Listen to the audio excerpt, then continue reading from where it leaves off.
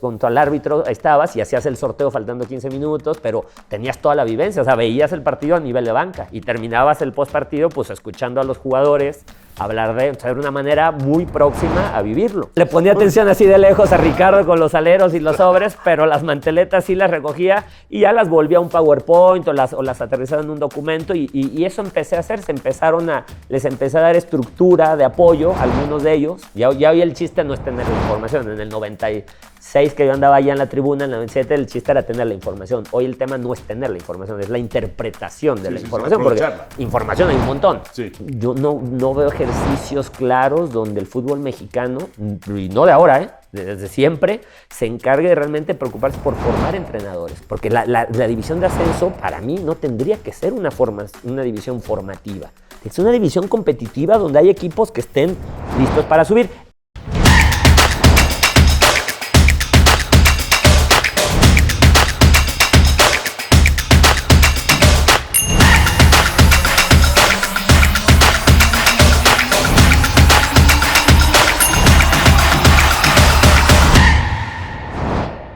Amigos, bienvenidos todos con Toño, el día de hoy, de la nueva generación de entrenadores y la verdad, con un recorrido impresionante. Ahorita lo vamos a platicar, pero es un recorrido impresionante y está bien chavo. Y pues ya con experiencias en la primera división, etcétera, etcétera. Hoy está Lalo Fentanes con nosotros. Eduardo Fentanes, mi querido Lalo, Toño, qué placer saludarte. ¿Qué tal? No, al contrario, muchas gracias por la invitación, por la confianza de dejarme entrar aquí a este espacio tan privado y tan bonito, por cierto. Te lo agradezco mucho, Lalo. Oye, es que estaba viendo tu currículum completo. ¿Y qué edad tienes? Tengo 46, los cumplí el 9 de julio. Parece que tienes 80 con ese currículum, ¿no? Es que fíjate que me titulo en 1996, algo del ENDIT, que era todavía ahí en el Centro de Capacitación junto al Azteca, el antiguo CECAP. Sí, claro. Con 19 años, o sea, soy el técnico que más joven se ha titulado en México. Ya en ese momento lo era, no sé, movieron la edad, yo creo que se mantuvo así. Y son pues 27 años de eso ya, ¿no? 2 años se me fueron en fútbol amateur, universidades, liga satélite, ¿no? Que estaba tratando de estudiar psicología, por cierto, un par de intentos para acompañar la dirección técnica. Ajá. Y del 98 para acá ya es estar trabajando con cuerpos técnicos en distintas tareas, ¿no? Grabar entrenamientos, bitácoras, ver rivales, ¿no? Un montón de tareas que yo las hacía siempre con miras pensando en cómo me sirve esto para cuando me toque dirigir, ¿no? Y ya pasaron 25 años de ese andar, pues un montón de equipos, entrenadores, y por eso esto que dices que pareciera que podría tener muchos años. Es que de veras. Pero que, ¿no? Empecé muy pronto, digamos, ¿no? De no haber jugado, la carrera que no hice de jugador, digamos, que la hice de estancia en cuerpo técnico, que a final de cuentas es lo que uno termina haciendo, ¿no? O sea, conocer directo la profesión. Lalo, ¿por qué no fuiste jugador? ¿No tenías nivel? ¿No te llamaba la atención? ¿Te llamaba más la atención ser técnico? Fíjate que me gustaba jugar, y lo jugaba obviamente en la escuela, con los primos, teníamos un equipo en la Liga Morelos Azcapotzalco, jugábamos ahí los domingos en Calzada de las Armas, allá por los Panteones San Isidro. Jugábamos los domingos, jugaba en la escuela, me gustaba mucho jugar. Mi hermano, que es 6 años mayor que yo y que ha trabajado conmigo, ahora está con Juan Reynoso en la selección de Perú, lo invitó Juan, él se intentó jugar, él hizo proceso de tercera, segunda, reserva, cuando era la reserva, ¿no? Que hacían los preliminares, y él tenía muy buen nivel, era muy bueno mi hermano, realmente muy bueno. ¿Qué jugaba? Él jugaba de 10, él jugaba de creativo, hacía muchos goles en ligas amateurs y en tercera los llegó a hacer también.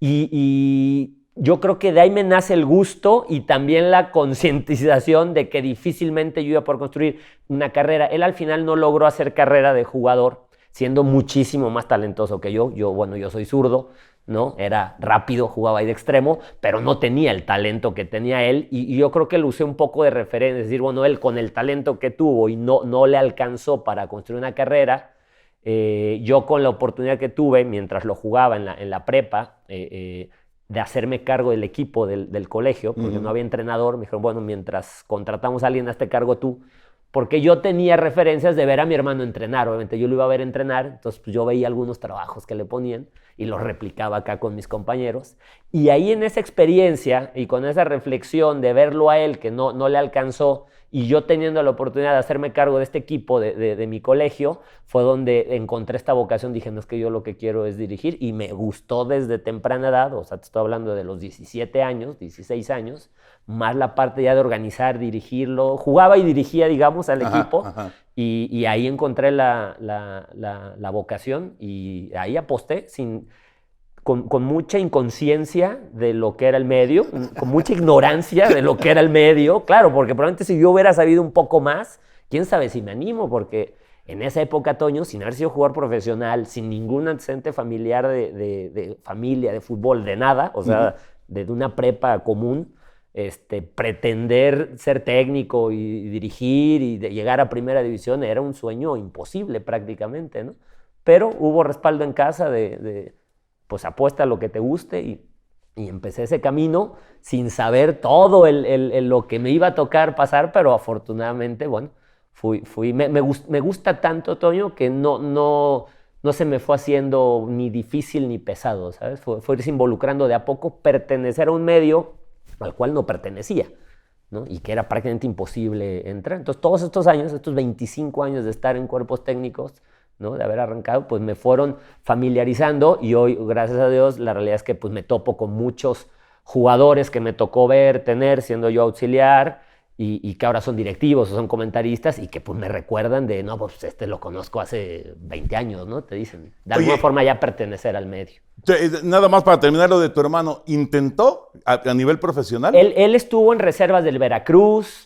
Él estuvo en una tercera división, ahora mismo no recuerdo cuál. Él anduvo ahí, entre reservas y tercera. Lo intentó, llegó hasta registrado, pues, pero estuvo en Pumas también, le tocó estar en unas reservas de Pumas, pero no debutó, no hizo carrera. Él se dedica hoy también a lo mismo que yo, pero él sí anduvo muy de cerca ya en ese nivel, y te digo, no le alcanzó, no por talento, evidentemente, me queda claro, ¿no? Faltaron otras cosas, qué sé yo, pero yo creo que esa fue la reflexión de decir, no, tuve la oportunidad de hacer una pretemporada con una tercera división en Veracruz, hice la etapa justo de pretemporada, y dije, no, por acá no va, ya me gustaba más la dirección técnica. Ahora, dices, era un mundo pues, al que no pertenecías. Sí.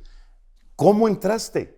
Porque, o sea, uno dice, bueno, a ver, si no conoce, no sé, técnicos, si no conoce directivos, ¿cómo entraste? ¿Cuál fue tu primer paso ya, digamos, después de esta experiencia pues, de chavito, amateur? De universidades. Ajá. Justo fue la ENDIT, que es la escuela, bueno, y ahora es el Sistema Nacional de Capacitación, pero fue la ENDIT muchos años, con la primera generación. Tuve de compañeros de curso a Luis Flores, a Ricardo Campos y a Chelis. Ajá.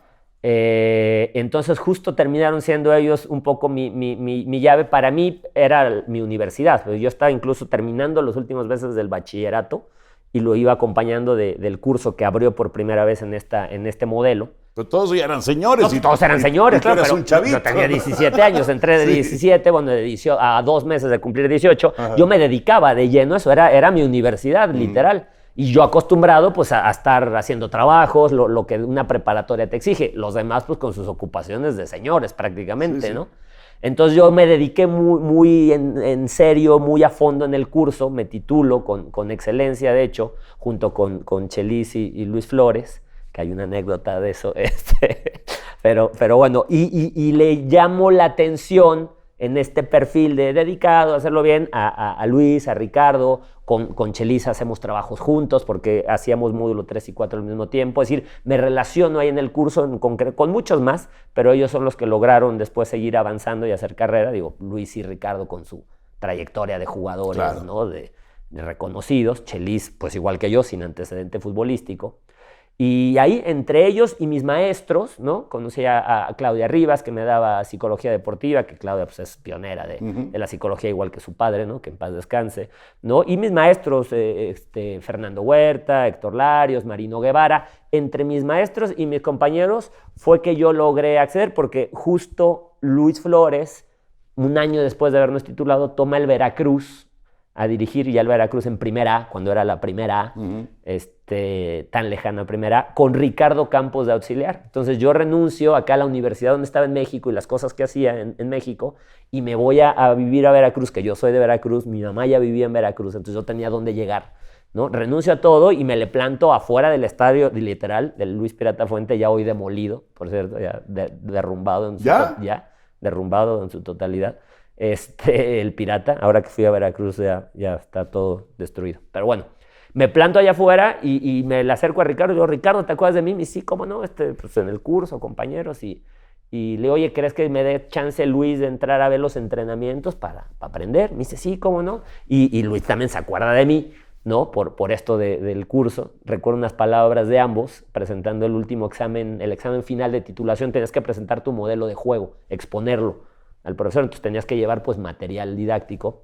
Te hablo de 1996. Entonces yo llegué con cartulinas fosforescentes, con acetatos, ¿te acuerdas de los acetatos? Sí. ¿No? Acetatos y hojas fosforescentes debajo, ¿no? Con lo que había, ¿no? Máquina de escribir me tocó usar, de hecho, ¿no? Ya había computadora, pero no era así como que todo. Entonces llegué con todo mi show y me acuerdo que Campos le dijo a Luis, dice, está bueno para auxiliar, me acuerdo, que justo dijo el día que presenté examen.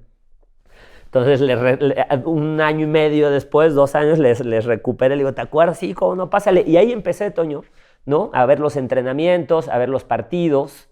Y fíjate cómo fue, porque bueno, de que te dejen entrar en entrenamientos a que de ahí te sigas, claro. ¿No? Eso es otra historia.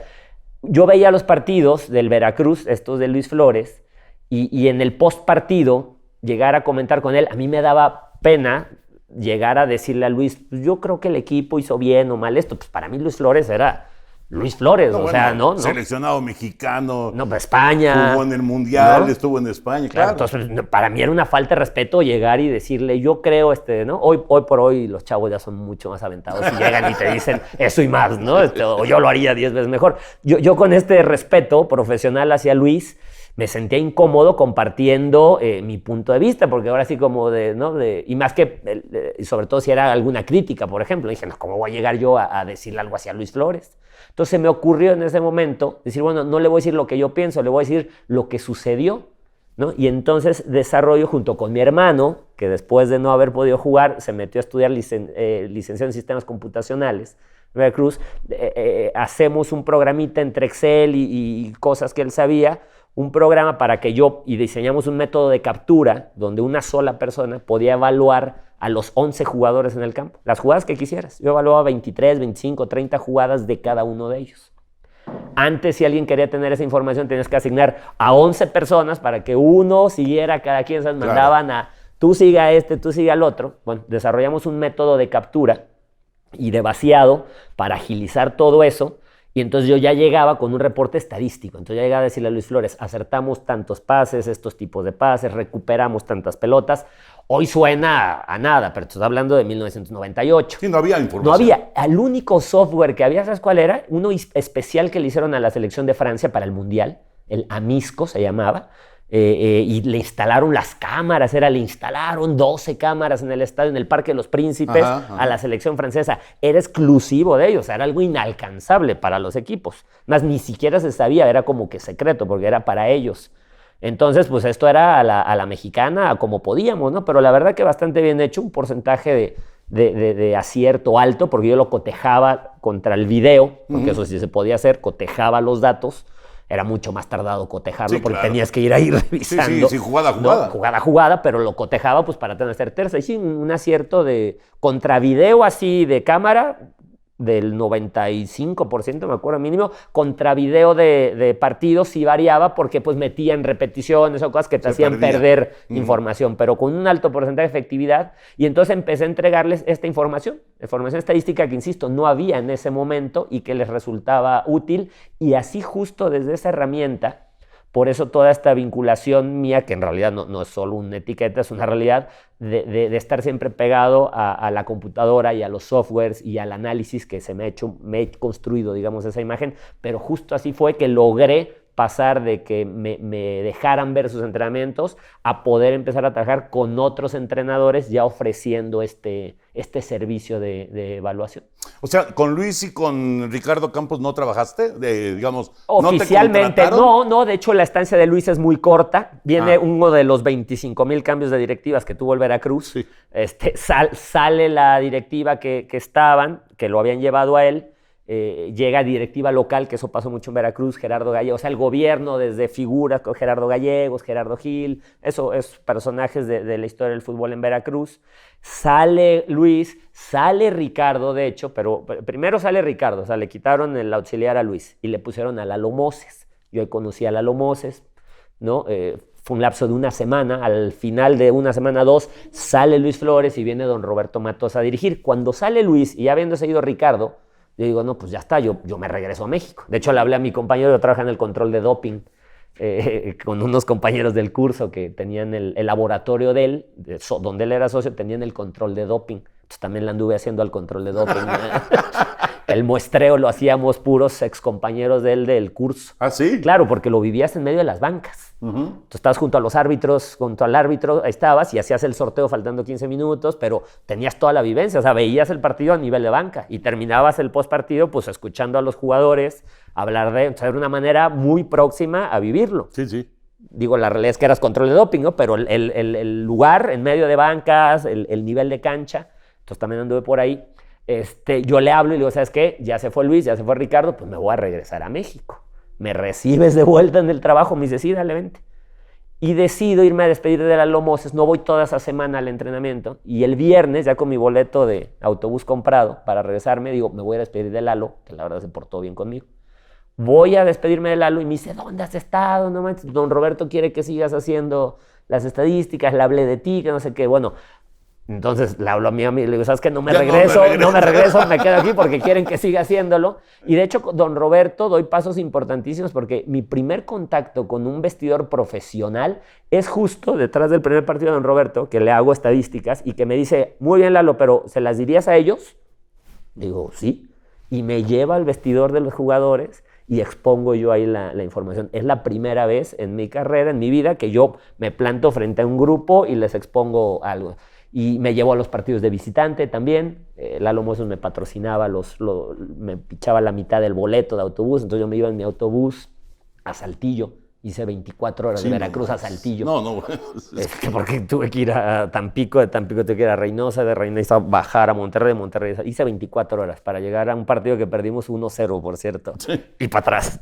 Pero todo ese recorrido, ¿no? Y cuando Roberto me sostuvo, y ya de ahí seguí de conocer a Lalo Moses, se vuelve Lalo, que es mi padrino de bodas, de hecho, y es mi padrino futbolístico, el buen Lalo Moses, atlantista. Ah, bueno, yo conozco a Lalo de cuando era jugador. Claro. Es un buen cuate, la verdad. ¿No? Lalo me presenta a Lalo Regis, otro atlantista también, sí. Y de Veracruz, Lalo Regis, Moses de Tampico, pero arraigado en Veracruz, que es donde se retira, y se vuelven mis dos grandes padrinos. Por Lalo Moses conozco a Paco Ramírez, en un sub-15 que hace Manolo Lapuente, que era el técnico de la selección nacional en Colima, en las canchas de Jimmy Goldsmith, en los terrenos de Jimmy Goldsmith, se hace un sub-15, y va Lalo Moses como técnico de la selección sur, Puebla y Veracruz, y me invita de auxiliar. Y ahí me presenta Paco Ramírez, y ahí me dice Lalo, me dice, Paco va a hacer carrera, pégatele a Paco. Y sí, eso fue en noviembre, y en enero del 2000, me habla Paco Ramírez y me invita a venirme a Cruz Azul. Él trabajaba en Cruz Azul en ese entonces, ya retirado Paco de su fractura tan fea que tuvo. El de Chihuahua. El de Chihuahua, que no es de Chihuahua, es de Bacerac, en realidad, pero estaba muy de moda Fernando Valenzuela, creo yo, y creo que de ahí le vino lo de Chihuahua, de Enrique, creo que fue quien se lo puso. Creo que Gerardo Peña. Gerardo Peña, sí, ok. Sí. No es de Chihuahua, pero se le conoce con Chihuahua, y ahí arrancó. Así que Paco me trae de Veracruz, que yo estaba en terceras divisiones y haciendo todo esto, me trae a Ciudad de México, a Cruz Azul, y yo ahí arranco, y ya por Paco pues ya conozco a Sergio Bueno, a Nacho Palou, a Ricardo Lavolpe, y ahí no paro ya de trabajar con todos ellos, haciéndoles reportes, visorías, reportes finales, y ahí empiezo a estar en estas sobremesas, en este restaurante famoso acá, que no sé si exista todavía, ¿no? En Insurgentes y Viaducto.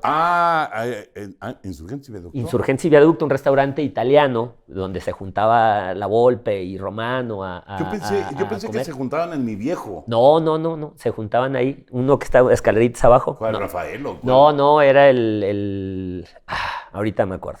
Pero Insurgencia y Viaducto, las escaleritas así abajo. Rocco le decían a Rocco. Rocco era el dueño del lugar. Sí, no sé sí. si se llamaba así. Creo que se llamaba Rocco también, el lugar. Y ahí empiezo en las sobremesas, pero en las sobremesas en la mesa de al lado, porque se sentaban ellos y yo estaba en la de al lado, ¿no? Cuento que pues a veces ahora sí que ni el buenas tardes, ¿no? Yo estaba ahí sentado con mi computadora, si surgía alguna pregunta era, oye, ¿cuándo juegan? O ¿cómo va la tabla? O yo estaba ahí al lado con la computadora y les tiraba la respuesta, pero me llevaba las manteletas, las famosas manteletas, ya sabes, ¿no? De estos restaurantes también que dejaban rayoneras. Pero los aleros no te los llevabas, ¿verdad? Esos no me los podía llevar. Le ponía atención así de lejos a Ricardo con los aleros y los sobres, pero las manteletas sí las recogía y ya las volvía a un PowerPoint o las aterrizaba en un documento y eso empecé a hacer. Les empecé a dar estructura de apoyo a algunos de ellos, ¿no? Y así me fueron conociendo y me fueron delegando tareas. Yo fui aprendiendo mucho alrededor de ellos, claro. De análisis táctico sobre todo, ¿no? Porque Ricardo, digo, a la fecha lo he dicho, tácticamente es un genio, es un monstruo, y tuve la oportunidad siempre a la distancia hasta que llegó el 2006, donde ya vino la invitación formal a ser parte de su cuerpo técnico para los últimos 6 meses, de enero a julio, previo al mundial, claro, pero todo ese andar fue formarse y picando piedra y recorriendo y sumándose kilómetros, esperando o sea, para irme formando en una parte táctica que el curso pues te daba nociones, pero pues tenías que salir a la realidad, ¿no? Pero ese es el recorrido que me va llevando en estas tareas de estadística, de análisis, te digo, de filmar, de editar, ¿no? De hacer videos de rivales. Las estadísticas y la cuestión de la computadora, ¿la rechazan algunos técnicos o no? Ya hoy día no. No, ahorita no. Ya no, pero en aquel momento sí, claro. Sí, estos mismos reportes que te cuento, pues me tocó, y ahí ahí sí no vamos a balconear nombres, pero sí me tocó que eran sí, los echaban al cajón y decían, bueno, ¿para qué me sirve si ya perdí? Porque es información del partido anterior.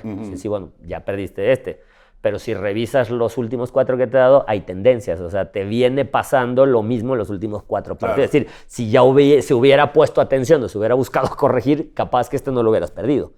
Porque generalmente sucede así, empiezan a hacer ciertas tendencias favorables o desfavorables que empiezan a tener los equipos que te llevan a ganar o a perder, no a ganar o perder, sino al rendimiento, porque el resultado en realidad está al margen de ese rendimiento. Sí, errores arbitrales, claro, pero el rendimiento sí viene teniendo una línea que la puedes ir viendo cómo va, ¿no? Y qué es lo que va, qué factores van incidiendo. Entonces, sí había un rechazo, era pues ya perdí, ¿no? O ya gané y ya está, ¿no? No era una herramienta con la que se sintieran cómodos la mayoría de los entrenadores. Se seguía prefiriendo solo el análisis de ver, ¿no? De yo vi esto, ¿no? El feeling o los conceptos de simplemente el análisis táctico tradicional, ¿no? Juegan con línea 4, las cosas futbolísticas, pero en un rechazo, creo yo, más bien desde el desconocimiento, porque la realidad es que esa información que se presenta no es que uno se la invente, porque dicen, es que es computarizar el fútbol. No, la computadora te ayuda a gestionar información que sería imposible gestionar de otra manera, por lo menos en los tiempos que requiere el fútbol. Es información que sale de la cancha. O sea, no es que alguien se la esté inventando, sale de la cancha. Claro. ¿No? Y la gran tarea, al día de hoy sigue siendo, ¿no? Hablaba con Juan Andrés Sámano hace unos días, que sigue siendo de Goldstats. Bueno, ya hice no pasa nada.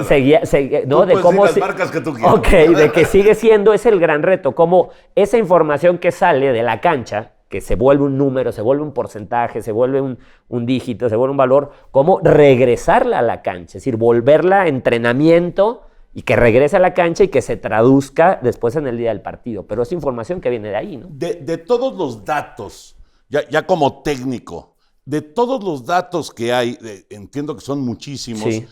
¿Cuál es el que a ti más te ayuda?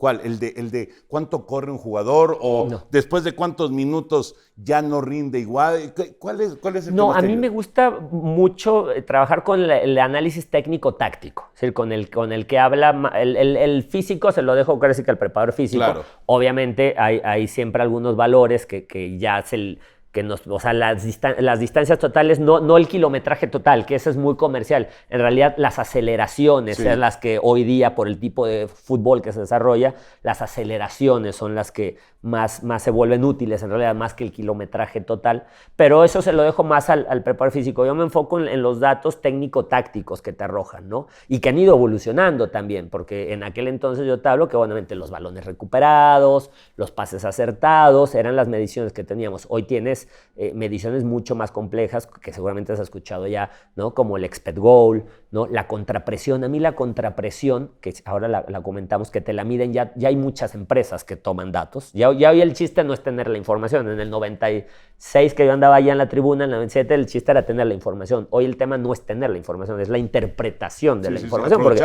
información hay un montón. Sí. Entonces te inundas en realidad. Entonces saberla interpretar y utilizarla.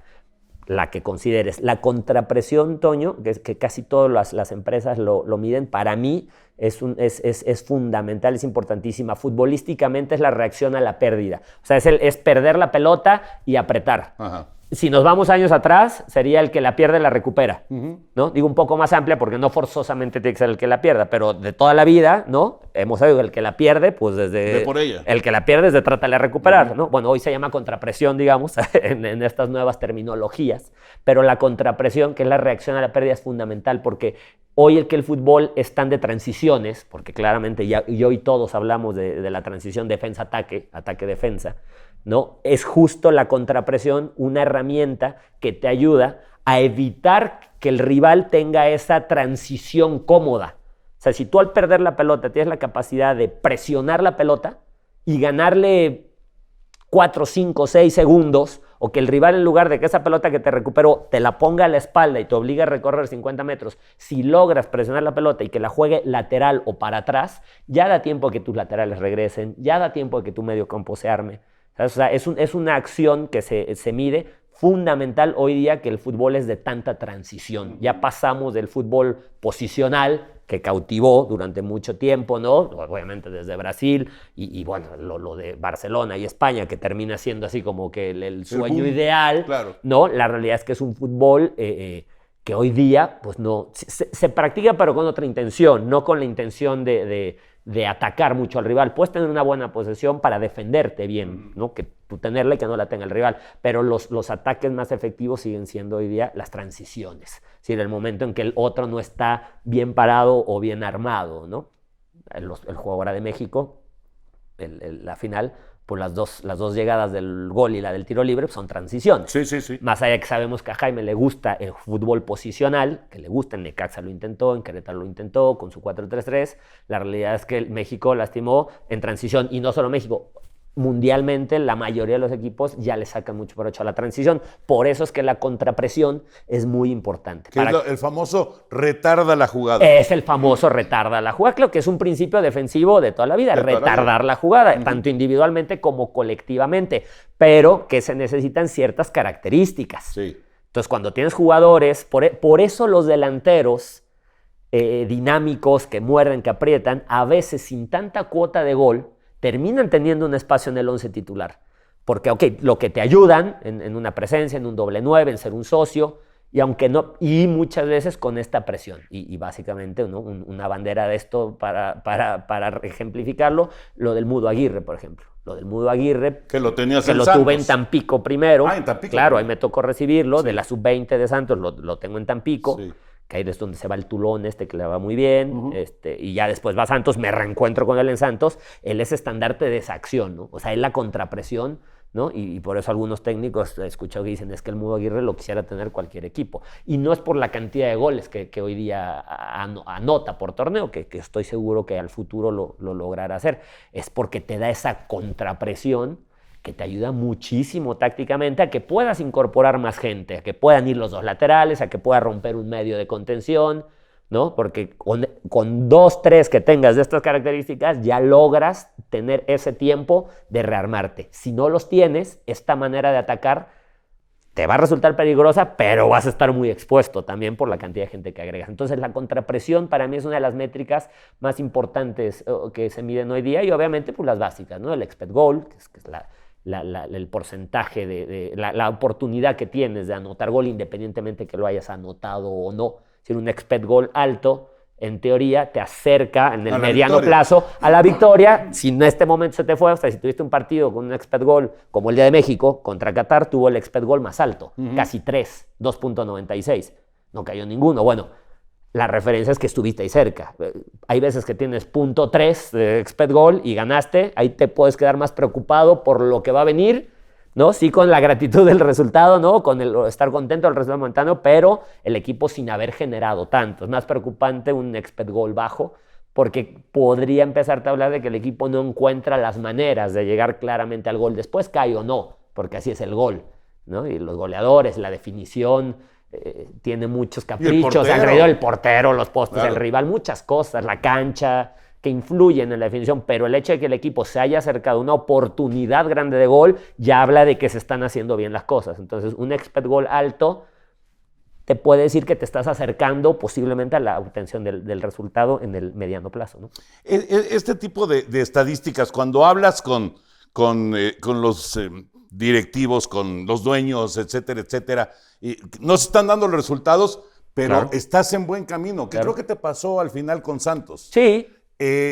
¿Lo entienden, no lo entienden? O... Me pasó más en el interinato, las primeras 11 fechas, un interinato muy largo, ¿no? Fue prácticamente un torneo. Me pasó más ahí porque como el equipo no alcanzó ni siquiera reposición de repechaje, la percepción de fracaso es muy grande, la sensación. Es decir, tomó el equipo con 2 puntos, nos pusieron de meta 18, con premio incluso. Es decir, alcanzar los 20, que son los 20 que necesitas para la tabla porcentual, mantenerla ahí medianamente estable. Era como que la preocupación en ese momento era la porcentual, no tanto. Descenso. No, te hablo de hace un año. No, porque aunque no hay descenso, pues por la paga. Sí, claro, no hay descenso, pero hay paga. Entonces, mantenerte fuera de esos puestos por evitar la paga, ¿no? Entonces, ahí la realidad es que hubo un rendimiento muy favorable que era difícil de ver por esto que te digo, porque el equipo no alcanzó ni siquiera repechaje, ¿no? Entonces, ahí fue muy útil la exposición porque, por ejemplo, en ese lapso de 11 partidos fuimos de los expected goals más altos y fuimos la mejor ofensiva en ese bloque de partidos junto con América. En ese bloque. De hecho, en ese bloque mejor que América. El segundo torneo fuimos la mejor ofensiva junto con América, con potenciales ofensivos distintos. Claro. ¿No? Entonces, ahí en ese momento de donde el resultado deportivo no es tan evidente, ahí se vuelve muy útil para esta conversación con el directivo este dato, que la realidad es que también ya hoy día la mayoría de los directivos, ya están directivos de otra generación, están mucho más familiarizados que no. O sea, no les hablas en chino, digamos, le entienden bastante bien. Pero Lalo, esto, digamos, el dato está ahí en la computadora, ¿no? Y tú se los demuestras y demás, pero la percepción, la percepción, o sea, si tú tienes en tu equipo 6 oportunidades de gol en un juego y pierdes 1-0, mi percepción como directivo, como dueño de equipo es, pues estuvimos ahí. Sí, nada más que no la metimos. Pero ¿cuál es la percepción del público y muchas veces de los medios de comunicación? ¿Qué lectura le dan los medios y el público ahí en el momento? ¿Cuál es la reacción? Si no se ganó, punto. Claro.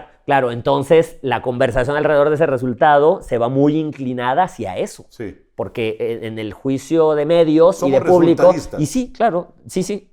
A ver, así funciona en el mundo, no me estoy quejando. Sí creo que si hubiera un poco de más tendencia a este análisis, favorecería mucho al fútbol porque ayudaría a que los procesos pudieran durar más. Porque si esta conversación se desata tan fácil, esta conversación adversa, detrás del resultado por resultado, aunque el directivo conozca y entienda de esto, se le vuelve muy difícil sostener o aguantar. Claro, porque la conversación pública es otra. El patrocinio se mueve desde la percepción pública, no desde la de acá, ¿sabes? Entonces, ahí es donde viene el gran reto de como directivo mantenerte en la claridad de lo que quieres ¿no? Y con todas estas herramientas y con todo este buen proyecto y el perfil que vote para decir, brincar el corto plazo, que a lo mejor no te da buen resultado, pero que al mediano y largo plazo te termina llegando a la meta. Ese es el gran reto, sobreponerse a esa presión que se genera si tú estás claro de a dónde vas y qué quieres, ¿no? Pero se vuelve difícil.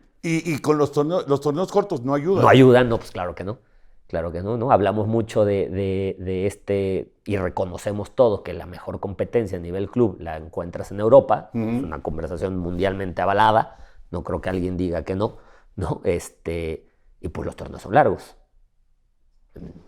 Las ligas importantes. Sí, claro. Digo, van en medio con copas y juegan, pero el torneo de liga es un torneo largo. Es decir, nada más como referencia, las mejores competencias del mundo juegan torneos largos. Después, comercialmente, ¿qué es más atractivo? Bueno, ahí ya entramos a otra conversación. ¿Dónde está la lana? Que esa ya es otra historia. Esa ya es otra historia deportiva. Que al final el modelo, bueno, ya son muchos años, creo que ha funcionado. Podría incluso tener estas lecturas deportivas y estas paciencias, aún siendo torneos cortos. La realidad es que podrían convivir las dos cosas. Es decir, ya este modelo que ha sido exitoso, que incluso otros países de Sudamérica han copiado también, sí. ¿No? Es decir, ya está. No tendría que condicionar a la paciencia. Es decir, mantente tu modelo, pero ten paciencia. Tener la claridad de que sacar jugadores mexicanos, que todos hablamos de eso, de la necesidad de sacar cada vez más y mejores jugadores, también hay que sacar entrenadores y es una conversación muy poco común. Es decir, yo no veo ejercicios claros donde el fútbol mexicano, y no de ahora, desde siempre, se encargue de realmente preocuparse por formar entrenadores. Como sabemos, España lo hizo en algún momento y el mundo está inundado de entrenadores españoles, ¿no? Por prestigio deportivo, pues brasileños, argentinos hay por todos lados, ¿no? Por lo que son el fútbol en esos países, pero ocuparnos de desarrollar y tener más y mejores jugadores y entrenadores mexicanos es fundamental para que el fútbol crezca. Y no solo en la punta del iceberg, que es la liga, en toda la base y todo lo que implica, creo que tendría que ser esa más la conversación, hoy que hablamos tanto de qué hay que hacer, más que simples soluciones a cómo se juega el torneo y si extranjeros o no extranjeros, que es fundamental, por supuesto, pero hay muchas otras cosas, o el técnico en turno de la selección nacional, ¿no? O sea, la conversación se va a las puntas del iceberg, a la punta del iceberg, cuando hay muchas cosas por debajo que en realidad, creo yo, necesita el fútbol mexicano, e insisto, sacar entrenadores mexicanos es fundamental, y para sacarlos, pues cualquier entrenador o cualquier profesional necesita horas y horas y horas, y va perfeccionando, y el éxito y el fracaso va siendo parte de la historia habitual de cualquier entrenador del mundo, pero pareciera que el fracaso deportivo de un técnico mexicano que empieza ya no tiene, porque si la primera oportunidad es difícil, la segunda, Toño, es mucho más complicada. Ahora mismo podemos repasar nombres de entrenadores que han recibido su primera oportunidad, y la segunda, el Chiquis, Roberto Hernández, que lo hizo muy bien en Morelia, Diego Ramírez, Alex Diego, el Piti, ¿no? Yo tuve importante en 2013 en San Luis, 2002, y casi 10 años después me llegó la segunda. Hablo de primera, ¿no? Pero sí, ya tuve de primera edición. Entonces... bueno, el Potro Gutiérrez. Bueno, Raúl, ¿cuánto le costó? Y pues no sé cuándo vaya a venir la segunda. Es decir, no está esta claridad del beneficio, de lo necesario que es para el fútbol mexicano, ¿no? Sí es cierto que el técnico extranjero ha demostrado ser efectivo, no lo podemos negar, ¿no? Ha habido técnicos extranjeros exitosísimos, es verdad, es válido como dueño de equipo decir yo quiero traer, ¿no? Pero yo creo que es muy necesario, y más donde estamos parados, que haya una conciencia general de decir, a ver, saquemos más jugadores mexicanos y más técnicos mexicanos desde la convicción, Toño, no desde la regla, porque la regla siempre tiene truco. La regla siempre tiene truco, y somos expertos en el truco, además, ¿no? Siempre tiene truco. Entonces, que no sea por regla, que sea por convicción de los que forman parte de los dueños de la liga. O sea, una convicción. Si hay una convicción, la regla pasa a segundo término, claro. ¿Sabes? Jimmy Lozano, ahorita me quedé pensando, Jimmy Lozano es otro técnico joven, y de repente se encontró esta situación. Querétaro, Necaxa, y 6 meses sin trabajo. Así es. O sea, estaba sin chamba. Estaba sin chamba, Jaime. Sí. Y ahora puede ser el técnico de la selección. Claro. Ahora, ¿tú crees, la verdad, Lalo, tú crees que si fuera otro perfil de técnico, un técnico extranjero, etcétera, etcétera, ¿habría alguna duda de que se quedara seguramente en la selección? No, seguramente no. Entonces, si la elección va a seguir siendo así como que en esta rueda de la fortuna, pues que sea Jaime. Que sea Jaime. Y si es Jaime, porque es el que vota, porque el proyecto señala que son sus características, lo que se requiere y todo, pues mejor aún.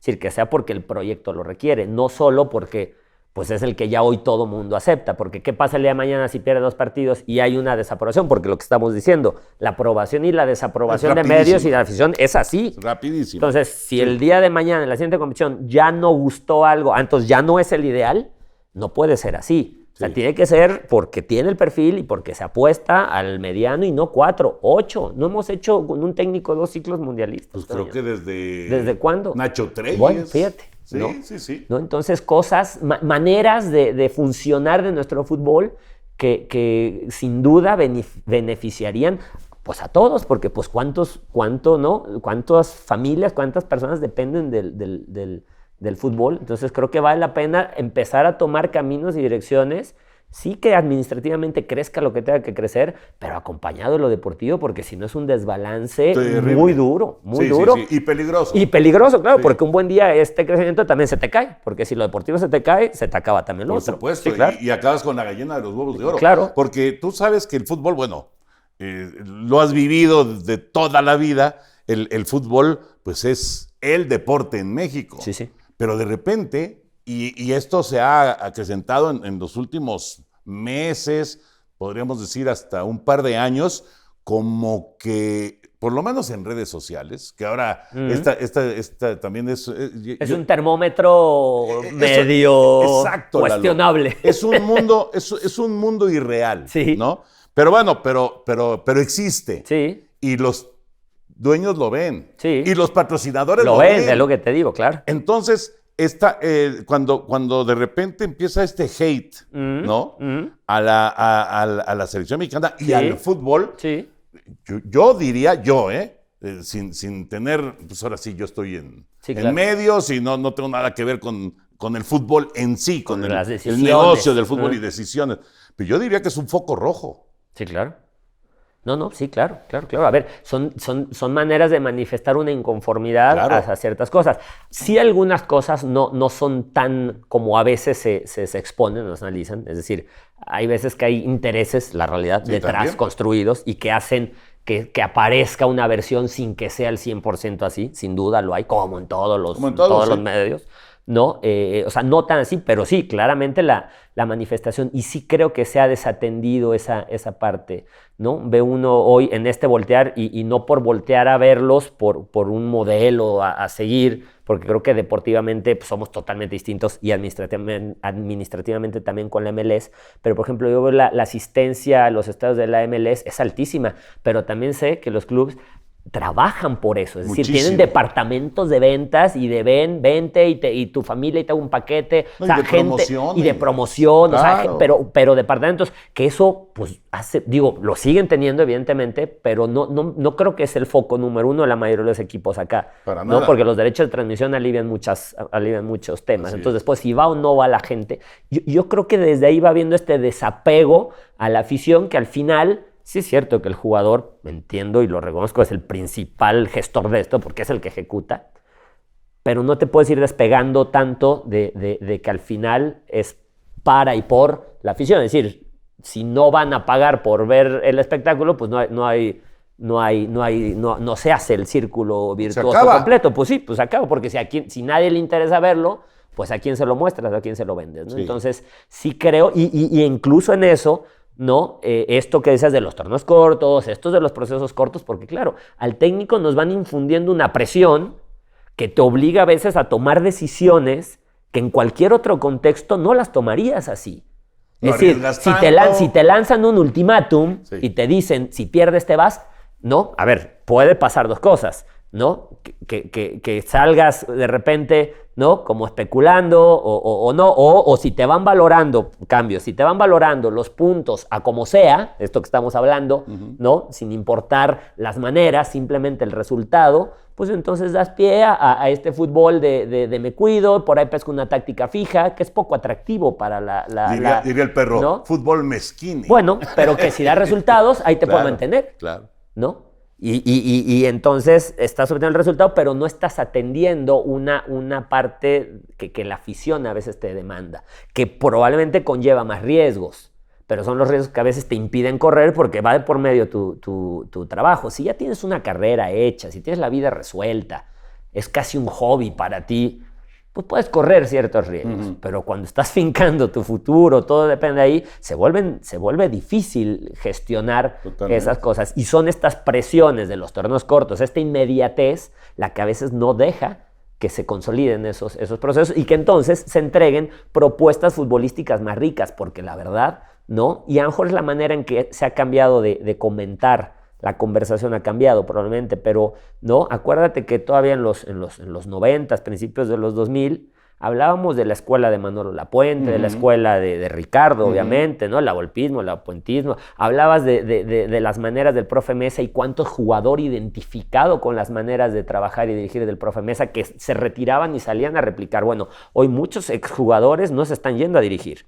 O sea, si revisas la selección de 2006, que es con la que me tocó a mí convivir y ser cuerpo técnico, pues Gonzalo Pineda, que está en MLS, en Atlanta, y hablo arriba, a lo mejor capaz que alguien está haciendo ahorita sus primeros pasos.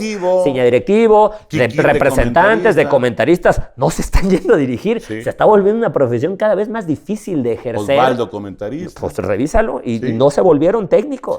Bueno, razón. Rafa ahora, bueno, entre que sí que no, y bueno, ya está dirigiendo allá, pero ha estado ahí Rafa Márquez, ¿no? Pero no es el volumen de antes. Se está volviendo una profesión compleja, que también, bueno, eso pues, nos ha abierto puertas a los que no jugamos, digamos, ¿no? Porque al final dirigir y jugar pues, son temas separados. No, hablas de lo mismo, pero no tienen nada que ver, porque uno se trata de transmitir y conducir, y otra cosa se trata de ejecutar, ¿no? Y tener talento. Y tener talento, son o sea, tienen que ver con el fútbol, pero son tareas distintas. Pero si te fijas, no se están yendo por ahí. Entonces, y a lo que voy es que estas presiones y este resultadismo no te deja construir estas escuelas de las que hablamos. Porque en qué tiempo y en qué momento, y además también los mercados ahora son tan cambiantes del mercado, se te va el jugador en 6 meses, te cambia tanto la plantilla, ya no era de verano, ¿no? Y que en diciembre hacías 2, 3 movimientos, y ahora el mercado global se mueve tanto que las plantillas te cambian de un torneo a otro, ni siquiera de una temporada. Entonces, entre cómo se vive ahora y esta inmediatez, pues no nos dejan a los técnicos mexicanos entregar una propuesta, un estilo, porque el estilo lo que requiere es tiempo. Para que haya un estilo reconocido, la palabra clave es tiempo, ya sea para un equipo, para un entrenador, ¿no? El tiempo, que es lo que dice, ya tiene un estilo. No puede ser que en una semana ya se ve el estilo de... No, es una expresión falsa. Necesitas tiempo para que se note un estilo. Y justo es lo que menos dan, tiempo. Entonces no están surgiendo estos entrenadores mexicanos que logren mostrar una metodología, un concepto, bueno, a Nacho y Miguel, probablemente los últimos, Nacho Ambriz y Miguel, ¿no? Y no son tan jóvenes ya, ¿no? O sea, digo, siguen siendo jóvenes en comparación de mayor, pero no son los más jóvenes. Son 90s, digamos. Claro, ¿no? Y es, me parece que insisto, es todo un tema que es todo un tema. Que creo que valdría mucho la pena profundizar, insisto, sobre todo concientizar que sí, a lo mejor va a costar a algunos clubes que apuesten por mantener en gestión a estos nuevos técnicos, pero al paso del tiempo se va a afianzar y ya la gente los va a reconocer como reconoce hoy día cualquier otro técnico. Pero ese tiempo y ese miedo a poner un nombre no reconocido, ¿no? O a un técnico que no ha logrado todavía tener una trayectoria, pues ¿cómo va a tener trayectoria si no le da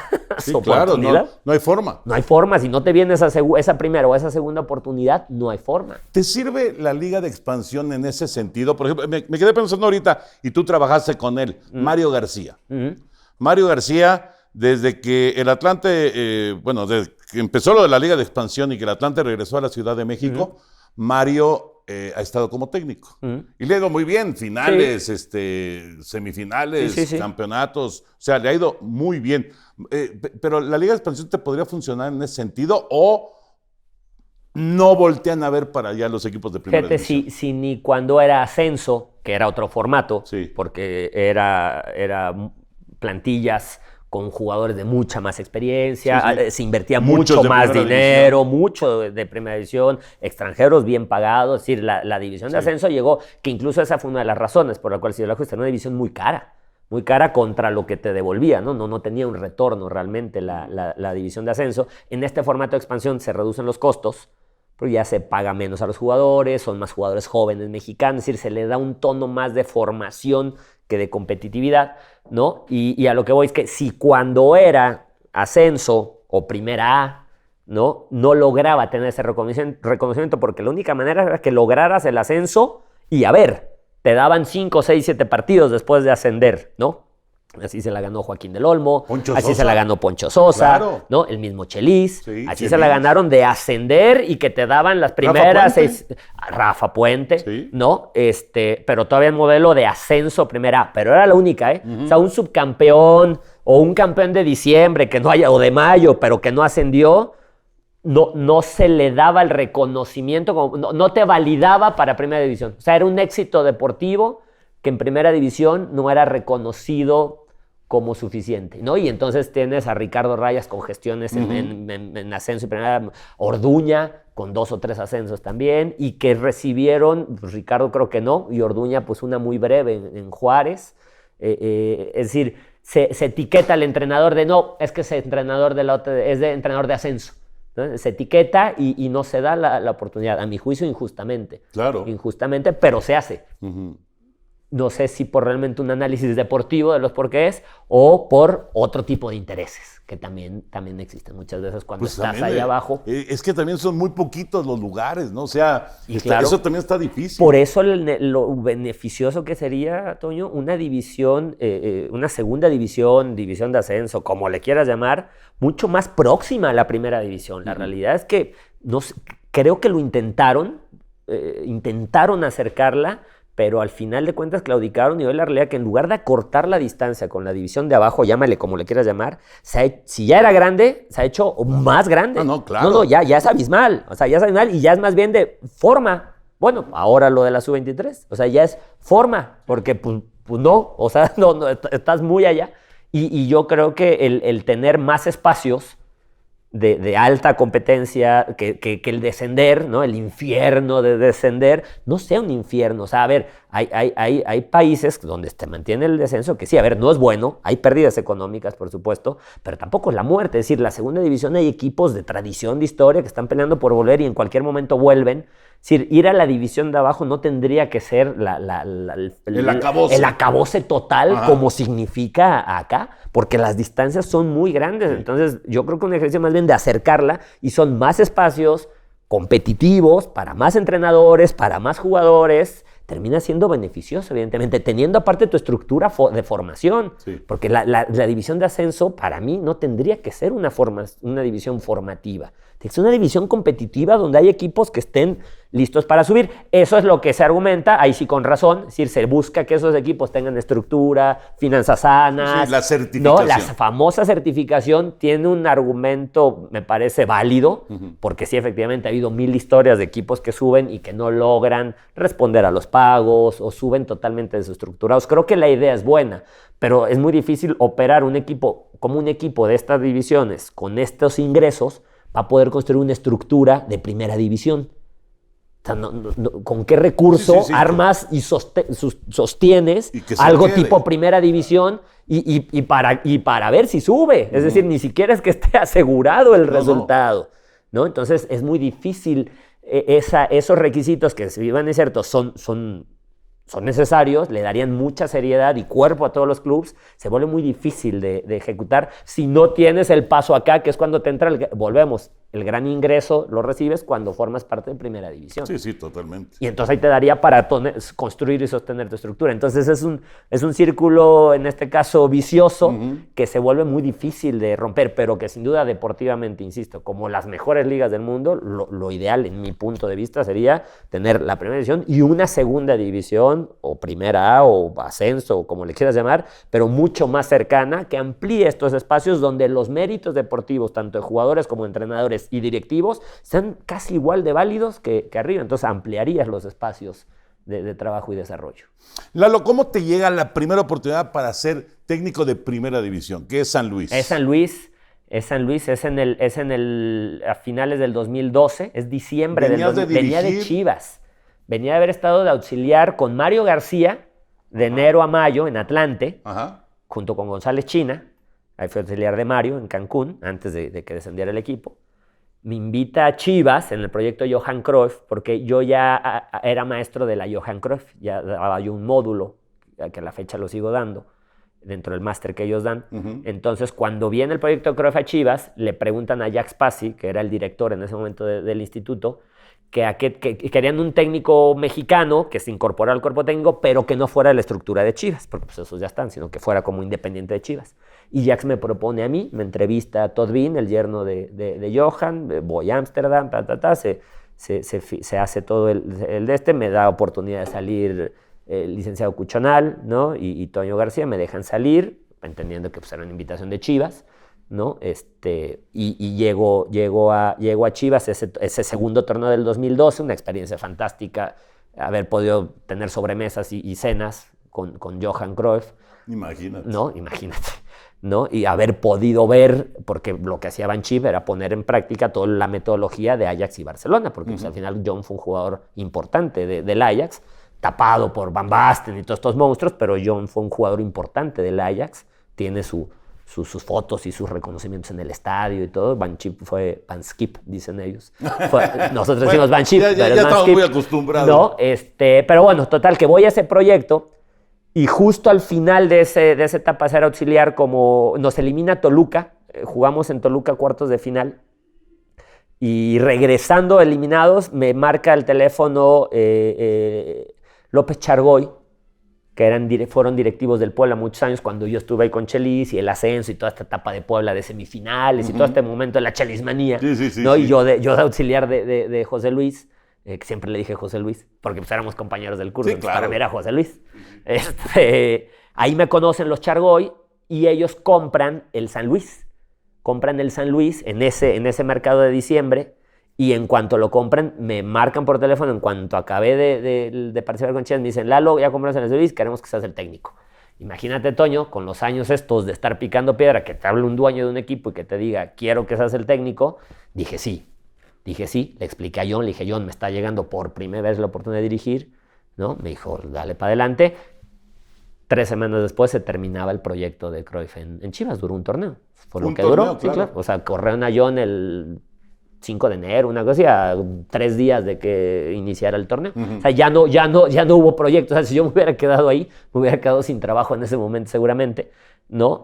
Fue difícil decirle a Banchip de separarme, pero era la gran oportunidad. Así me llegó por el conocimiento de los López Chargoy, que me conocieron de todo mi proceso en Puebla con José Luis, el ascenso y toda la estancia, y de ahí es que viene la oportunidad de dirigir San Luis en ese momento, en ese diciembre del 2012, para dirigir enero, bueno, fueron 2 meses nada más, fueron 7 fechas, para dirigir en 2013. Pero así llega la primera oportunidad por el conocimiento previo de los López Chargoy hacia mi trabajo. ¿Ya traías el recorrido de Puebla? Sí, ya traía, bueno, había ido con Tecos, con Chelis, ya había ido a Atlante con Mario, y ya traía mis 2 procesos de selección, el de la Volpe, de 2003 a 2006, y el de Sven-Goran Eriksson, porque también me toca trabajar con Sven. Fue un proceso mucho más corto, pero ya traía esos 2 procesos de selección y estas etapas de auxiliar directamente registrado. Y pues sin estar registrado, pues todos los años para atrás que ya te conté, sí, ¿no? Sí, con Paló, con Sergio, con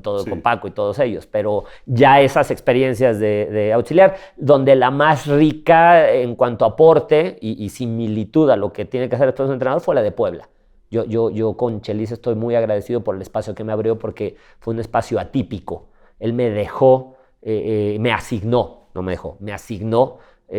tareas técnico-tácticas que a mí me permitieron crecer, y todo esto que yo había absorbido y aprendido, ponerlas en práctica, porque fue 2007, fue regresando yo del Mundial. Yo voy al Mundial del 2006, hice visoría, sobre todo Irán. Seguí a Irán, a Portugal y a Angola, lo seguí por todos lados, pero sobre todo Irán, que era el partido número 1. Y que, por cierto, una anécdota, ¿no? Fue mi graduación de visorías. Mi última fue en Croacia. Tuve que ir a Osijek, que es como 5 horas de la capital de Zagreb. Ajá. Me tuve que ir en autobús de Zagreb a Osijek. No hablan inglés, Toño. No hablan inglés. El español te lo pescan un poquito mejor por la influencia mediterránea de Italia y este tema, pero no el inglés. Fue una aventura sensacional que ya me dices si te la cuento o no. Pero bueno, hice mi visoría de Irán, que me llovió en el estadio. Tuve que meter la cámara escondida porque me mandaron de mochilazo. Iba a ir Paco Ramírez a esa visoría porque ya era el último partido de Irán antes de la Copa del Mundo. Era Irán contra Croacia. Contra Croacia, claro. Ya, y cuando México estaba jugando en el Parque de los Príncipes contra Francia. ¿Te acuerdas que jugó México contra Francia? La despedida de Zidane en el Parque de los Príncipes. Ajá. Entonces, al final, pues me imagino que por la relevancia del partido, dicen a Paco, no, ya no vas tú, quédate. Pues, le habrá dicho a Ricardo, quédate. Y se quedó y me mandan a mí de imprevisto, te vas ahorita, traes tarjetas, sí, porque pues, los viáticos te los reembolsamos, te vas a Croacia. Pues me voy a Croacia, sin nada, generalmente te tienen la reservación, la persona que te va a buscar, incluso hasta los tickets. Generalmente en selección son visorías así, ya todas armadas, pero fue un imprevisto. Y ahí voy a dar a Zagreb, me detienen en la aduana de Zagreb, obviamente, me digo, soy espía de fútbol. ¿Cómo espía, no? En Zagreb, imagínate. ¿Me hubieras cambiado No, la sí, palabra? ya sé, pero no, pues espía, no, a ver, vente para acá, espía mexicano, 2 días, ida y vuelta, no, esto está muy raro. Me detienen ahí en la migración, ahí veo están viendo, de hecho les empiezo a explicar, le digo, pues búsquenlo, y sí, ponen el partido de México contra Francia, yo veo detenido en migración el partido de México-Francia, ¿no? Y me da la medianoche ahí. Entonces me terminaron creyendo, pues no traía yo una carta de nada, yo no traía una certificación de nada, ¿no? Casi que les narré el partido y dijeron, no, pues sí los conoce, ¿no? Si los conoce, algo tiene que ver con eso, órale. Y me terminaron de explicar, me dijeron, vete ahorita a la terminal de autobuses a comprar tu boleto, porque va a ir un montón de gente y mañana no vas a encontrar. Le digo, pero es medianoche, vete ahorita. En taxi, no, es más peligroso el taxi, vete en el autobús público.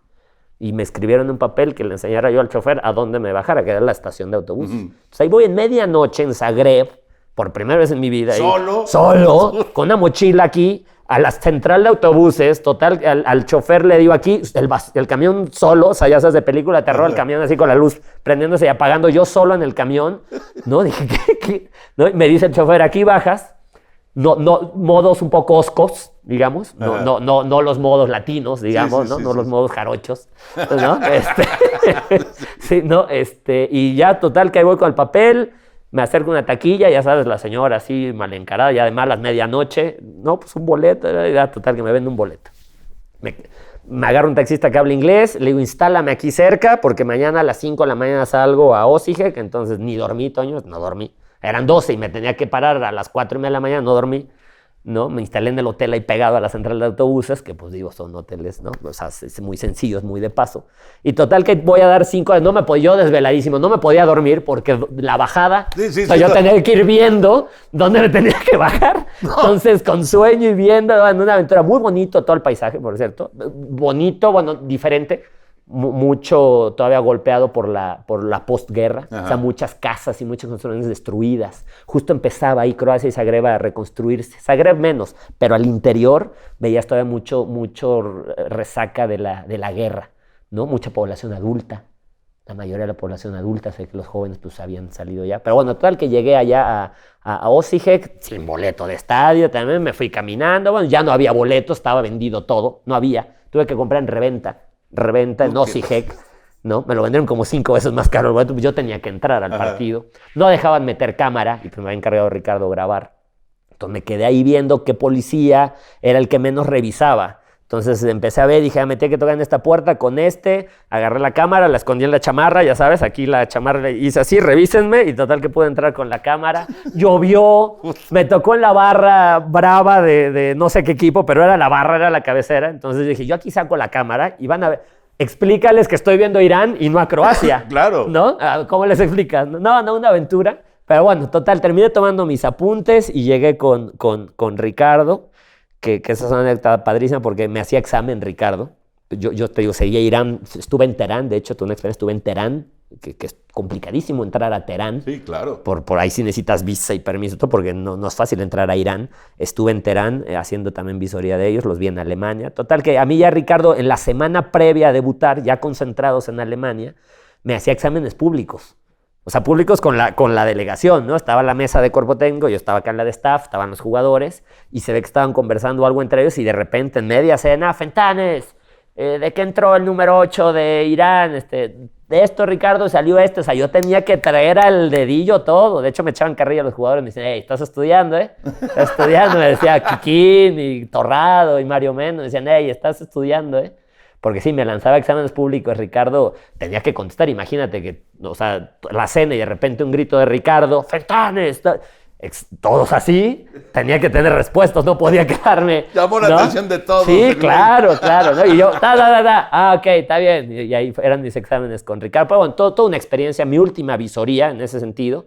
Dije, no, yo aquí me gradué. Entonces dije, yo regresando a México ya me tengo que poner a trabajar en cancha, porque si no mi imagen va a ser solo de estadística, de computadora, de visor. Sí, no vas a salir de ahí. Ya no voy a salir y no voy a poder ir a cancha, ¿no? Entonces, justo regresando, me invita Nacho Palou a Primera A la filial de Monarcas. Era Luis García el director deportivo. Estaba Hugo Hernández, en paz descanse, en el primer equipo. Estaba Nacho Palou en la primera y el Potro Gutiérrez en la segunda. O sea, puso Luis a sus técnicos y me invita de auxiliar de campo. Y entonces ahí ya dejo la visoría y empiezo a trabajar oficialmente registrado en campo con Nacho Palou en Primera A en Monarcas. ¿Tú conocías a Nacho? Sí, claro, yo conocí a Nacho por Paco Ramírez, porque fue el entrenador de porteros de Paco Ramírez cuando dirigió Correcaminos. Cuando claro. A mí Paco me trajo a México y toda esa historia. Sí. Yo conocí a Nacho y yo ya le trabajaba a Nacho cuando él era auxiliar de Mario Carrillo. Entonces yo veía el trabajo de Mario Carrillo a través de Nacho y me invitaba, yo estaba ahí, le capturaba cosas y los rotafolios de Mario Carrillo de las charlas, yo se las capturaba y se las volvía en PowerPoint. Entonces pues yo prácticamente me sabía todas las charlas de Mario Carrillo en Puebla. Porque pues las capturaba y ¿no? Fue la manera de ir aprendiendo, Toño, así. Y conectándote con todo el mundo. Conectándome con todo el mundo y justo digo, no más visorías. Yo ya me gradué después de este viaje a Croacia. Dije, yo ya no puedo hacer más, ¿no? Listo, ya está, a dirigir y pues lo que me toque. Me invita Nacho, duramos poco, renuncia Luis García, sale el proyecto, fue un par de meses. Me voy a vivir a Puebla, yo vivía a Puebla y Chelis ya era el técnico del Puebla, que había descendido. Un año atrás había descendido el Puebla. Intentaron con el Mortero Aravena y que se fueron de pretemporada Argentina antes de la final de ascenso, que los goleó Querétaro, de Chavarreyes me parece. Bueno, total, que llego con Chelis y le pido la segunda división. Era el técnico de ascenso. Me dice, sí. Y hago la pretemporada con la segunda, dirijo 4 o 5 fechas. Chelis sale campeón con el Puebla en Salamanca contra Rayas. Y arranca el siguiente torneo y no arranca también, y me invita a dejar la segunda y me sube de auxiliar con él. Entonces ya subo de auxiliar con él, no registrado, era un auxiliar externo, y ascendemos al Puebla. Y ahí es donde yo ya, en esa etapa con Nacho y esto con Puebla, es donde yo ya oficialmente aparezco registrado en un cuerpo técnico, ¿no? Y ahí empiezo en este espacio que él me dio de hacerme cargo de la parte técnica táctica, ¿no? Él era un maestro en el manejo del grupo, lo manejó sensacional ese Puebla. Ahora sí que el gobernador le tomaba el teléfono, ¿no? Y bueno, te acuerdas de toda esa época. Sí. Y me delegó, junto con el profe Quiroga y Walter Fleita, nos delegó la parte técnica táctica. Entonces hay un crecimiento para mí porque me dejó desarrollar muchas cosas de las que yo había aprendido, obviamente empatando a lo que él pedía. Entonces ahí yo crezco mucho técnica y tácticamente, ya ejerciendo en cancha ejercicios, trabajos, ya no solo el análisis, ¿no? Ahí pongo en práctica toda esa parte.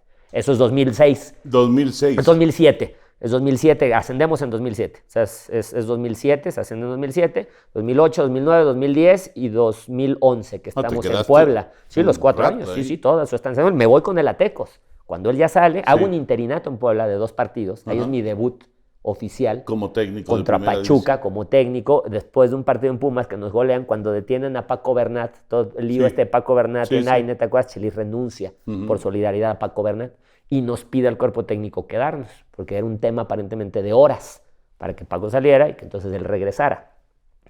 Pues no, fueron más días, no fueron horas y no regresó, de hecho. ¿Y no volvió? No volvió. Entonces yo me quedo ese primer partido contra Pachuca, ganamos 3-1, me toca debutar ganando. Y después perdemos, nos golea Jaguares en Chiapas. Y después de esas 2 jornadas, fueron 3 semanas porque fue fecha FIFA antes de Jaguar. Entonces después de esas 3 semanas, Chelis no vuelve, entonces tomo la decisión de, ¿sabes qué? Tú no vuelves, aquí acaba. Y renunciamos, salimos todo el cuerpo técnico y nos quedamos con él y vamos a Tecos. Detrás de Tecos voy con Mario, Atlante, busco a Toño García, que lo conocía de años también. Mis primeras oportunidades me las dieron Toño y Raimundo. en el grupo Pegaso, Ajá. cuando tenían todos estos equipos. Sí. Porque Lalo Regis, pues los conocía perfectamente. Sí, y Lalo sí. me presenta con ellos y yo le trabajo a todos los entrenadores. A Reynoso, que a la fecha lo saludo con mucho gusto, al profe Cruz. Me toca ver el proceso de Miguel Herrera como auxiliar de Carlos, que justo después se vuelve técnico de Atlante. De hecho, después de Reynoso entra Un Miguel. torneo, es torneo y fechas, Ajá. sale Reynoso y queda Miguel. Sí. Bueno, yo les ayudaba a todos ellos, les hacía el reporte de rival y a Reynoso, al Atlante, le hacía la bitácora. Y también iba a Puebla con Palou, a lo de Mario Carrillo. O sea, yo me movía por todos lados y trabajaba con todos. Le hablo con Toño, ya tiene armado a Mario y a China, me dice, pero pues vente. Hablo con Toño para que me ayude en Mérida, porque él conocía muy bien a la gente de Mérida, a Noya, que son los que montaron el proyecto de Mérida. Le digo, oye, Toño, ayúdame con Noya para poder dirigir Mérida. Me dice, es que ya tienen a Baliño, que Baliño duró muchos años con Mérida y le fue muy bien a Ricardo, que tengo buena relación con él. Ahorita está en la sub-20 de Venezuela. Después de dirigir Cholos, Sí, le sí, dieron la sub-20 de Venezuela a Ricardo. Y me dice, ya Mérida no se puede. Dice, pero pues quédate aquí con nosotros, quédate de segundo auxiliar. Le dije, bueno, va. Y ahí estoy con Mario. Viene lo de Chivas, con Johan Cruyff, y viene lo de los López Chargoy. Que no sale bien. Sumo 2 puntos, empatamos solo 2 partidos. En Copa ganamos los 3, pero en Liga solo empatamos 2. Había presión de porcentaje. Era un proyecto difícil. Cambiaron 15 jugadores en diciembre. O sea, con poco tiempo de redactar, y salgo de San Luis y me invita Gustavo Guzmán a ir a Jaguares de auxiliar del profe Cruz, las últimas 6 fechas. Me metieron muy a fuerza ahí con el profe. No fue un ejercicio cómodo, porque el profe no se sintió cómodo, pero creo que fui como una amenaza porque ahí ellos cerraron filas, Martín Salcedo, Gastón Obledo, que era su cuerpo técnico, y cerró bien el torneo Jaguares. Cerró bien y es cuando venden la franquicia a Querétaro. Entonces ya no había chamán Jaguares, entonces me dice Gustavo, no, pues ¿y ahora? ¿No? Me dice, me está preguntando Jorge Alberto Hank Porti, y ahí estaba Palou de asesor de Jorge Alberto. Sí, entonces sí. voy a Cholos de auxiliar de Almirón y de César Farías.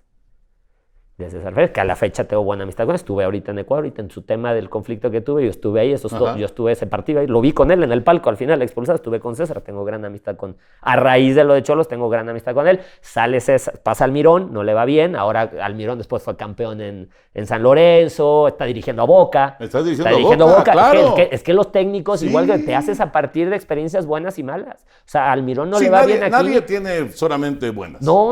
Entonces, le va mal aquí, venía de Defensa y Justicia, regresa a Argentina, creo que a Godoy, pasa a San Lorenzo y pum, sale campeón. Claro, pues ya con un recorrido sale campeón, ¿no? Y ya fue a dirigir un poquito a Europa, al Elche, regresó y está dirigiendo Boca, sí. Jorge, que le fue muy mal en Cholos, en el 2014, ¿no? Pues así son las carreras de los entrenadores.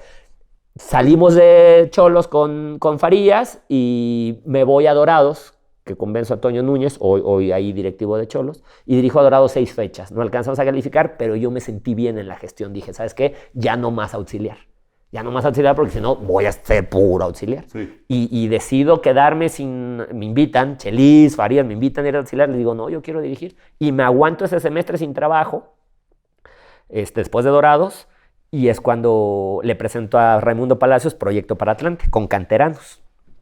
Y llego al Atlante en 2015. Y ahí hago 2 años, la final, semifinal y final. Tuvimos 2 finales en ese lapso. Y de ahí paso a Tampico y me agarro el Grupo Orley en Tampico. Y ya de ahí brinco a reserva, a Fuerzas Básicas, después de 2 torneos en Tampico. Me llevan de director de Fuerzas Básicas. Estoy casi 4 años y esta última etapa de poco más de un año como entrenador. ¿Y lo de Bolivia? Lo de Bolivia siendo técnico de Tampico, acaba el primero y el segundo torneo. El primer Tampico en Tampico, después de Atlante, jugamos semifinal. Ajá. O sea, yo traía final, semifinal, final. Aquí ya no califiqué el último torneo con Atlante, durísima la situación económica que vimos en Atlante. ¿Te acuerdas que no cobraba? Sí, sí, ¿te acuerdas? Sí. ¿No? Que no íbamos a jugar la última fecha contra Loros, durísimo. Voy a Tampico y semifinal otra vez en Tampico. Y al final del otro torneo me invita César, que dirigía interinamente a la selección de Bolivia. Farías. Él era técnico del The Strongest y estaba por salir campeón. Y le dieron el interinato para 4 partidos amistosos de preparación que ya tenía Bolivia. Entonces le encimaba el calendario de las últimas fechas del torneo local con un partido en Estados Unidos. Entonces me dice, échame la mano. Entonces yo estuve toda la semana con él, con la selección, y viajé con la selección. Si César no hubiera llegado, por logística de vuelos, me hubiera tocado dirigir el partido ese de selección de Bolivia, Bolivia. a la selección de Bolivia. Al final sí llegó y quedé solo registrado como asistente. Ajá. Pero fueron 10 días de estar con César apoyándole para su gestión en Bolivia, que después se volvió definitiva. Se quedó de seleccionador, dejó de Strongest y se volvió el técnico de Bolivia. Se quedó muy cerca de ir al Mundial, igual que en Venezuela. Sí. Se quedó muy cerca. 2 partidos le faltaron para poder ir al Mundial con Bolivia. Ahora con 48 selecciones va a tener más chance. Ahora sí, pero bueno, ahora está en Colombia. Llegó a Aucas. Y sale campeón en Aucas. Por primera vez en la historia de Aucas fue campeón Farías en Aucas. Entonces César ya fue campeón en Bolivia, ya fue campeón obviamente en Venezuela, fue campeón en Colombia. en Ecuador y ahorita está en Colombia a raíz del incidente que no ha sido tuvo. campeón. Ajá. Empezó el fin de semana contra Junior de visitante, ganó 1-0. Está con Águilas Doradas, ganó 1-0 su primer partido del buen Farías ahí en Puedes Colombia. ver todos los partidos de Colombia en ViX. Sí, de hecho ahí los veo exactamente en ViX. Nos pasa toda la liga colombiana. Toda la liga colombiana. Sí, y antes Goldstats, esta también los evaluaba. Justo hablé con Juan Andrés Llano. Muy útil la herramienta de Goldstats de Juan Andrés Amano. Muy útil de estadística. Mexicanos 100%, que han crecido un montón, ¿eh? Le trabajaron ahora a Qatar para todo el Mundial. ¿Ah, sí? Sí, claro, sí. Ha crecido mucho. Empresa tapatía mexicana. Qué bueno. Juan Andrés Amano ha crecido un montón y es muy útil su herramienta. Es otro tipo de estadística.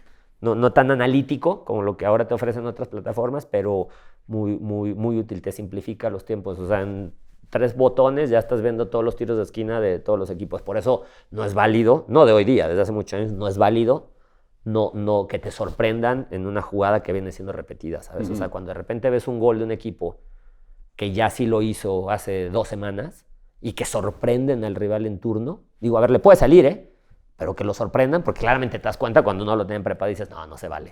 O sea, como... Sí, está estudiado. Sí, como, claro, que dices, estudiado. no se vale. Como con tanta herramienta, no se vale. Y pasa, y mucho. Sí, me imagino. Oye, Lalo, la experiencia de Santos, obviamente llegas a un equipo, San Luis, en ese momento, pues era un equipo que sufría por el tema del descenso, ¿no? Uh-huh. Santos... pues tiene otro perfil, sí, ¿no? Y además sí. Orlegui, Iraragorri, es un equipo que pues, aspira a cosas importantes. Sí. Y es, digamos que es otro tipo de presión, son otras circunstancias, ¿no? Sí, no, totalmente diferentes, ¿no? Aquello fue, que son generalmente las oportunidades, como la de San Luis, la que nos dan a los técnicos mexicanos que empezamos. Sí, generalmente te caen los proyectos estos que están más peleando abajo, ¿no? Por temas presupuestos, generalmente, o sea, es donde tienes que arrancar, ¿no? Algunos afortunados arrancaron en otro tipo ¿no? En Necaxa, ¿no? Raúl creo que era Necaxa encaminado por Manolo. Bueno, ¿no? Luis Fernando en Cruz Azul. Exacto. Y es campeón. Exacto. ¿No? Es decir, pero la mayoría... Es raro. La mayoría nos tocan los equipos con más bien de temas porcentuales, ¿no? Pero sí, acá distinto, y sobre todo distinto, Toño, por la previa. Es decir, haber estado casi 4 años de director de básicas me permitió conocer, pues, a fondo el proyecto, obviamente. Y además a los jugadores que venían de cantera, que es una parte fundamental del proyecto. O sea, Santos, 33% de su plantilla tiene que ser jugador de fuerzas básicas. A fuerza. Por estatus, a fuerza. Pero además porque se van un chorro. Sí, bueno, pero a ver, está bueno que lo tenga. O sea, el que llega a dirigir dice, aquí el 33% es canterano. O sea, no hay manera de que de repente la plantilla se vuelva toda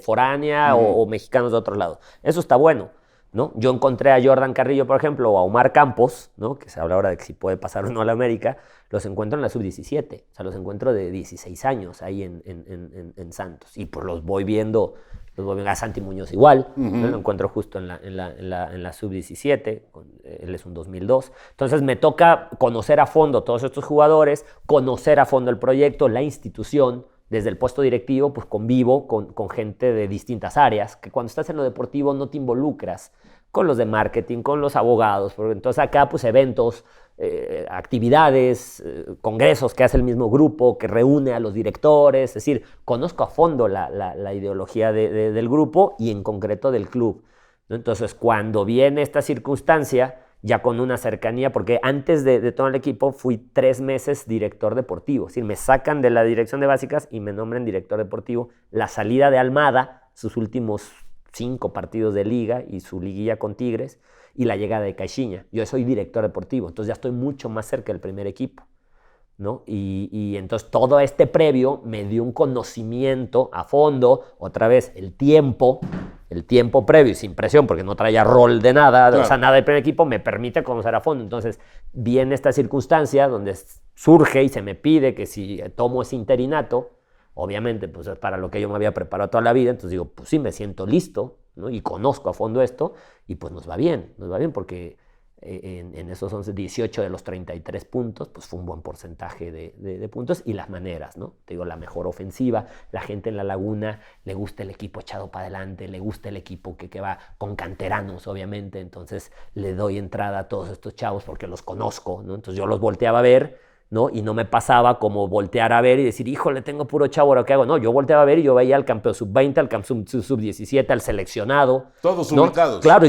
o sea, pero en sus momentos buenos, ¿sabes? Ajá. Es decir, no era de, ¿ahora quién meto? ¿No? O sea, si alguien no los conoce, a lo mejor se podía sentir como de, ¿aquí qué hago? Sí. Yo los volteaba a ver y digo, ¿no? Y te tuve en Tampico y ya fuiste líder de goleo y, en fin. O sea, les conocía todo su trabajo y sus capacidades. Entonces eso ayudó mucho, junto con mi cuerpo técnico, que era todo de cantera también, el cuerpo técnico de la 20, a que lográramos sacar esto adelante, más allá de que la percepción no fue así. Pero en esta lectura interna, la directiva decide darnos el voto de confianza. Me pidieron 18 puntos y les di 18 puntos. Entonces me dijeron, bueno, pues vas.